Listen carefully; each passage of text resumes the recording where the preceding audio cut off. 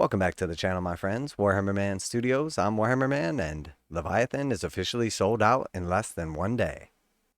But before we get into the details, this video is sponsored by CMO Games. More on that later.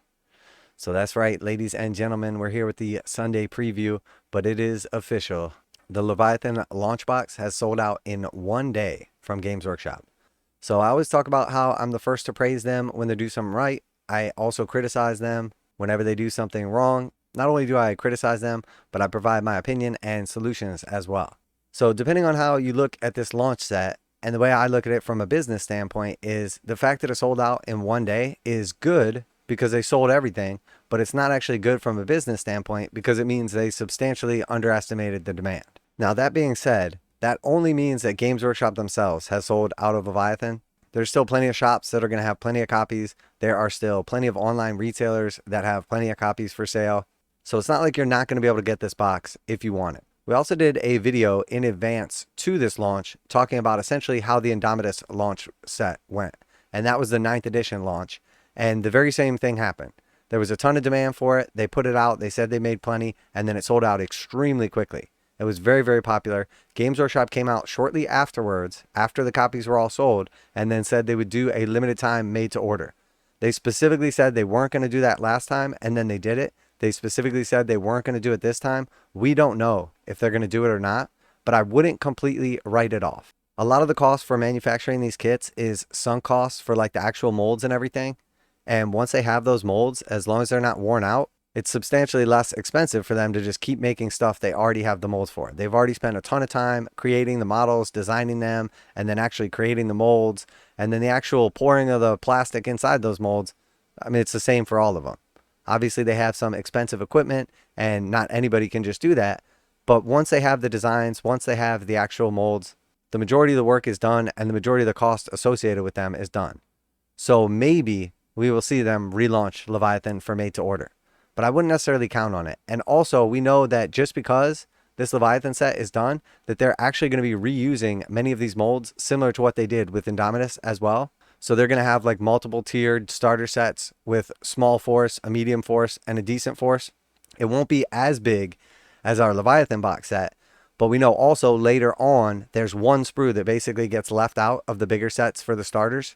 And then they will bundle up that actual sprue with like lots of characters, or depending on how their sprues are set up for Leviathan, and then they will sell that later on. Now it's substantially more expensive if you buy that sprue later on. I want to say the Space Marine like heroes from the Indomitus box set, which was only part of one side of the launch box, now sells for something like $130 or $150 on Games Workshop's website.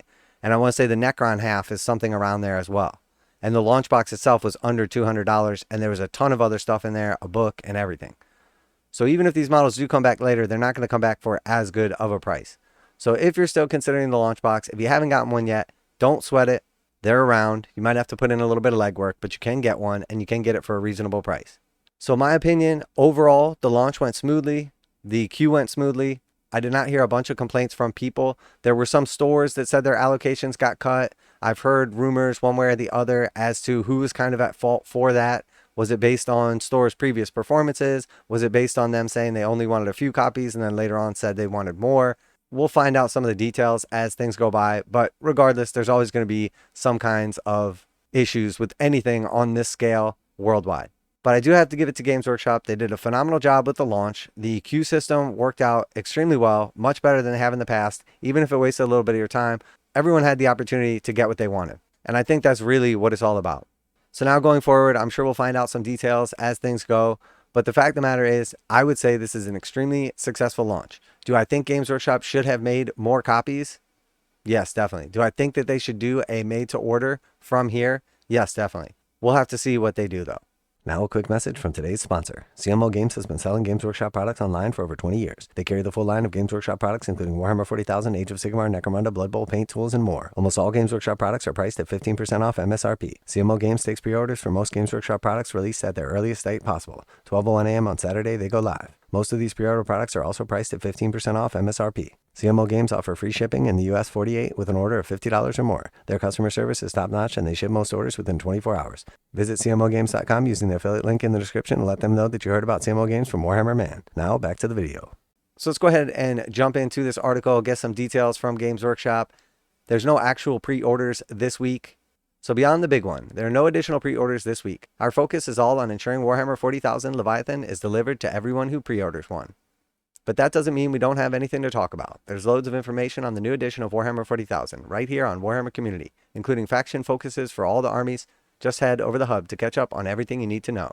On Warhammer Plus, you'll be able to watch the second of the Combat Patrol games on the battle reports have put together to explore this easy to pick up and fast-paced game mode. That's perfect for newcomers and veterans that want to dabble with a new army. You can still watch the first episode, which uses the contents of Leviathan for free. On the second episode, the Dark Angels have returned to their recruiting world, Piscina 4, after a horde of orcs attacked. This slight against the chapter cannot go unanswered. This week, you can also watch the finale to Black Talon, Episode 6, Returned.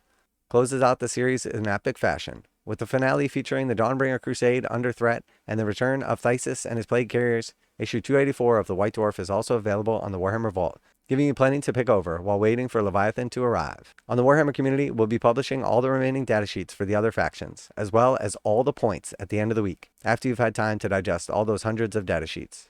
In Warhammer Age of Sigmar, we'll also be taking a close look at the next season of competitive play alongside an assortment of usual goodies, including more new miniatures. So very cool. So we're going to get all the rest of the faction datasheets this week, and at the end of the week, we'll get our points. And that is going to really see how things flush out, because there's definitely some awesome data sheets, some really powerful data sheets, some underwhelming data sheets. But until we actually see the points, we don't see where they stack up, because in many ways, the data sheet is important, but the points are how the game is balanced. So I'm going to go ahead and keep this one short for today. Lots more content coming. I'll have a new Warhammer 40,000 How to Play 10th Edition video launching later today. So check that out, especially if you are a new player. It'll kind of walk you through the steps of the game, narrated by an American English speaker. And as always, I'd like to hear your guys' feedback. So far, it's been very good on the Leviathan launch. Sound like people are very happy with it, with the exception of a couple naysayers and a couple of rumors. Seemed like a very positive event and rolled out very nicely. And once again, hats off to Games Workshop. We'll see how they respond. We'll see if there's going to be a made to order in the future. And then also we'll get to see what the new starter sets are over the next couple weeks and months. And that's going to be exciting as well. So it truly has never been a better time to play Warhammer 40,000. Special thanks to CMO Games for sponsoring the video. Check out the link in the description to save 15%. That's it for today. Warhammer Man Studios. I'm Warhammer Man, and I cannot wait to see all the rest of the data sheets and the points. And I'm out of here.